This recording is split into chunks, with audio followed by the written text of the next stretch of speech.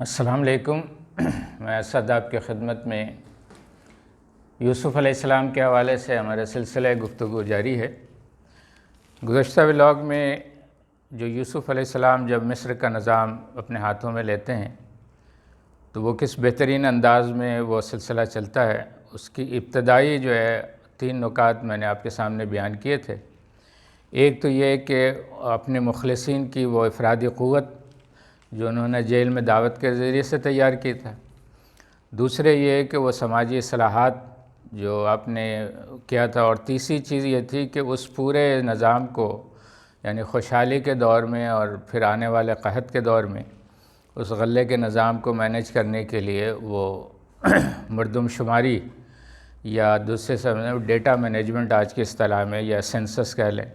اس کا سارا انتظام کیا۔ لیکن اس پورے نظام کو کامیاب کرنے کے لیے ایک بہت بڑے سرمایہ کی ضرورت تھی،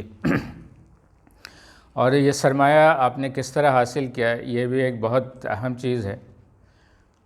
جب اس کے لیے آپ نے مشاورت کی تو جو سرکاری عمال تھے ان کا ظاہر ہے کہ آپ ہر جگہ حکومتوں کا وہی روایتی طریقہ ہوتا ہے، اس میں انہوں نے 2 تجاویز دیں۔ ایک تو سیدھا سا تھا کہ لوگوں پر ٹیکسوں کا اضافہ کر دیا جائے، اس کے ذریعے سے ہمارے پاس آمدنی آ جائے گی تو اس کے ذریعے سے ہم اس کام کو آگے بڑھائیں گے۔ اور دوسری تجویز یہ تھی کہ آس پاس کے ملکوں پہ حملہ کر دیا جائے اور جنگ کی صورت میں جو مال غنیمت آئے گا وہ جو ہے ہم اس کے ذریعے سے اپنے ان اخراجات کو پورا کر لیں گے۔ یوسف علیہ السلام نے ان دونوں تجاویز کو مسترد کیا۔ ٹیکسوں کی صورت میں آپ نے کہا کہ ہم لوگوں کو خوشحال ان کی فلاح بہبود کے لیے آئے ہیں، نہ کہ ان کو زیر بار کرنے کے لیے۔ پھر یہ کہ ٹیکسوں کے حصول میں بھی ایک طویل وقت لگے گا، اور مطلوبہ رقم حاصل ہو سکے یا نہ ہو سکے یہ اپنی جگہ ایک سوال ہے۔ دوسری چیز یہ ہے کہ پڑوسی ملکوں پہ حملہ آور ہونا، تو آپ علیہ السلام نے اس کو ناجائز قرار دیا اور کہا کہ صرف اپنی معاملات کو درست کرنے کے لیے کسی ملک پہ حملہ آور ہو جانا جب تک کہ وہ جارحیت بھی نہیں کر رہے، یہ کسی بھی طرح مناسب نہیں ہے۔ دوسرے یہ کہ جنگ مسلط ہونے کے بعد اس بات کی کیا گارنٹی ہے کہ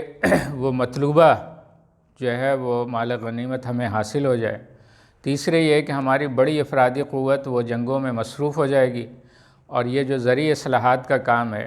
وہ ناکام ہو جائے گا، اور ہمارے کئی سال جو ہیں یہ خوشحالی کے اور بارش کے اس کے نظر ہو جائیں گے، اور اس بات کی کوئی گارنٹی نہیں ہے کہ وہ جنگ کب ختم ہو۔ تو آپ دیکھیں کہ یہ آج بھی جو ہے ہمارے یہاں حکمرانوں کا روایتی طریقہ ہوتا ہے کہ وہ جنگ تو نہیں، البتہ بڑی طاقتیں تو جنگ بھی مسلط کرتی ہیں، لیکن عام ملکوں میں انڈیا، پاکستان وغیرہ میں جو ہے وہ ٹیکسوں میں اضافہ کر کے اپنا الو سیدھا کیا جاتا ہے۔ یوسف علیہ السلام نے اس کے مقابلے میں ایک معاشی اصلاحات لے کے آئے، جس کو آپ فائنینشیل انسینٹیو اسکیم بھی کہہ سکتے ہیں۔ اس میں آپ نے وہ لوگ جو ٹیکس دہندہ تھے، یعنی پہلے سے حکومت کو ٹیکس دیتے تھے، ان کے لیے ایک اسکیم دی کہ جو 1 سال کا ٹیکس جس پہ عائد ہوتا ہے وہ اگر ہمیں ایڈوانس ادا کر دے تو ہم 2 سال کا ٹیکس اس پہ معاف ہوگا۔ یعنی اگر اس اصول کی بنیاد پہ جو 7 سال کا ٹیکس ابھی ہمیں جو دے دے گا ایڈوانس میں، تو اس کے لیے 14 سال کے لیے اس کے پاس ٹیکس معاف ہوگا۔ دوسری یہ ہے کہ جو لوگ ٹیکس میں نہیں ہیں لیکن اگر وہ خوشحال ہیں، ان کے پاس اضافی بچت ہے، تو وہ اپنی بچت کا 20% جو ہے وہ رقم جو ہے وہ بیت المال میں حکومت کے خزانے میں جمع کرائیں، تو ان کو جو ہے قحط کے دنوں میں جو غلہ فراہم کیا جائے گا وہ آج کی قیمت پہ دیا جائے گا، نہ کہ اس وقت جو ہے قحط کے دور میں جو قیمت ہوگی اس کے مقابلے وہ دیا جائے گا۔ تیسری چیز یہ ہے کہ اس کے نتیجے میں جو ہے وہ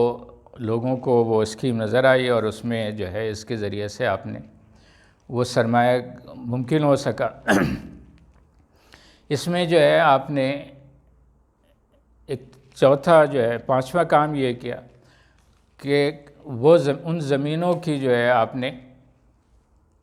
پیداوار کے جو ہے جس کی ہم نے بات کی تھی کہ جو زرعی زمین تھی جو پہلے سے فصل دے رہی تھی، اور جو نئی زمینیں تھیں جو ہموار کی گئی تھیں، اور بارش کے پانی سے جو تالاب اور ڈیم بنائے گئے تھے اور نہریں نکالی گئی تھیں، ان سب کے جو حساب کتاب ان پہ افرادی قوت کا جو ہے اس کی تقسیم کار آپ نے متعین کی، پوری مینجمنٹ اس کی گئی، اور جو ہے اس کے بعد جو ہے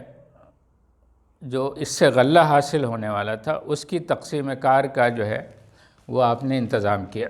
اور اس کا انتظام یہ ہے کہ جس کا اشارہ آپ نے شروع میں بھی جب خواب کی تعبیر تھا اس وقت بھی بتا دیا تھا کہ اس خوشحالی کے دنوں میں صرف اتنا غلہ استعمال کیا جائے جتنا خوراک کے لیے ضروری ہے، باقی جو ہے غلہ جو ہے وہ اسٹور کر دیا جائے۔ تو اسی اسکیم کو آپ نے کیا کہ اس جو خوشحالی کے دنوں میں جب غلے آنے لگے تو اس کے نتیجے میں اس کو آپ نے 3 حصوں میں تقسیم کیا۔ ایک حصہ جو ہے جو آپ نے مردم شماری کے ذریعے سے جو آپ نے متعین کیے تھے وہ خوراک کے لیے الگ کیا گیا اور ان کو اسی کوٹے کے حساب سے وہ چیزیں تقسیم کی گئیں۔ دوسرے یہ کہ اگلی فصل کے لیے وہ بیج کے لیے گندم الگ کیا گیا، اور اس کے علاوہ جتنی اضافی گندم تھا وہ سارا جو ہے وہ آپ نے اسٹور کیا۔ اسٹور کرنے کا جو اس سے پہلے گندم جو ہے، اور گندم مصر کی اہم ترین فصل رہی ہے، گندم اسٹور کرنے کا جو پہلے وہاں روایتی طریقہ تھا جو آج بھی ہمارے یہاں عام طور پہ استعمال ہوتا ہے، وہ یہی ہے کہ بڑے بڑے جس کو آپ گودام کہتے ہیں، بڑے بڑے کمروں میں بوریوں میں پیک کر کے اس کو رکھا جاتا تھا، وہی طریقہ کار وہاں تھا۔ لیکن اللہ تعالیٰ نے یوسف علیہ السلام کو جو علم اور اس کی تعویل دی تھی اس کے نتیجے میں ایک تو یہ ہے کہ آپ نے وہ اسٹور کرنے والی گندم جو ہے وہ بالیوں سے الگ نہیں کی تھی بلکہ بالیوں کے سمیت اس کو اسٹور کیا تھا۔ دوسرے یہ کہ آپ نے اسٹور کے لیے وہ کمرے استعمال نہیں کیے تھے بلکہ اس کے لیے ایک گول استوانی ٹاور، یعنی بڑے بڑے جو ہے وہ ٹاور آپ نے تیار کروائے تھے، اور وہ ٹاور کی انجینئرنگ کے جو ہے نا آپ نے خود نگرانی کی تھی، اور اس کا طریقہ کار یہ تھا کہ وہ جو ٹاور کنکریٹ کے بنائے گئے تھے اس میں نیچے جو ہے اس کی سطح زمین سے نہیں لگی ہوئی تھی بلکہ اس کو جو ہے پلر کے ذریعے زمین سے اٹھا کے بنائی گئی تھی تاکہ نیچے زمین کی نمی جو ہے وہ اس کے اندر اثر انداز نہ ہو، اور ہر سال کے لیے الگ ٹاور بنائے گئے تھے، یعنی پہلے سال کی فصل کے لیے الگ ٹاور بنائے گئے تھے، اس میں اس کی الگ مارکنگ کر دی گئی تھی،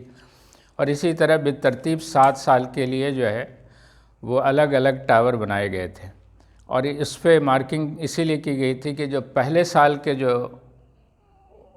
فصل ہے اس کو پھر قحط کے پہلے سال میں استعمال کیا جائے۔ تو یہاں پر ہم یہ بتاتے چلیں کہ آج بھی جدید دور میں آپ نے دیکھا ہوگا کہ جو مختلف ملکوں میں جو حکومتیں جو فصل کے موقع پر جو کسانوں سے گندم یا دیگر فصلیں خرید کر کے جو اسٹور کرتی ہیں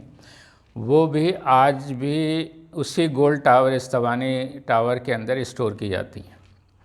یعنی یہ جو آپ دیکھتے ہیں اور آج جو بڑی بڑی ملٹی نیشنل کمپنیاں ہیں جو غذائی اجناس پہ کام کر رہی ہوتی ہیں، چونکہ ان کو لاکھوں ٹن جو ہے وہ اجناس اسٹور کرنا ہوتا ہے، تو وہ بھی اسی طرح گول استوانی، بس فرق یہ ہوا ہے کہ پہلے جو ہے اور آج بھی حکومتیں جو ہیں یہ کنکریٹ کی بناتی تھیں، لیکن اب یہ فائبر کے بڑے بڑے ٹاور آ گئے ہیں جو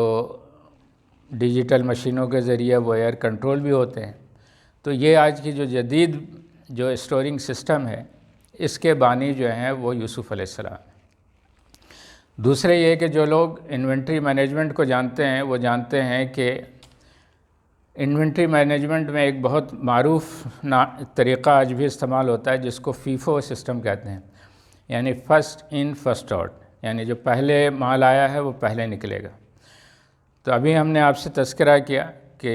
یوسف علیہ السلام نے پہلے سال کی فصل کے لیے الگ ٹاور بنائے تھے اور اس پہ مارکنگ کروائی تھی، اور اسی طرح 7 سال کا انتظام کروایا تھا، اور جو ہے وہ اسی اعتبار سے پھر وہ 7 سالوں میں وہی فیفو یعنی فرسٹ ان اور فرسٹ آؤٹ کے، تو یہ بھی اس کے بھی بانی جو ہیں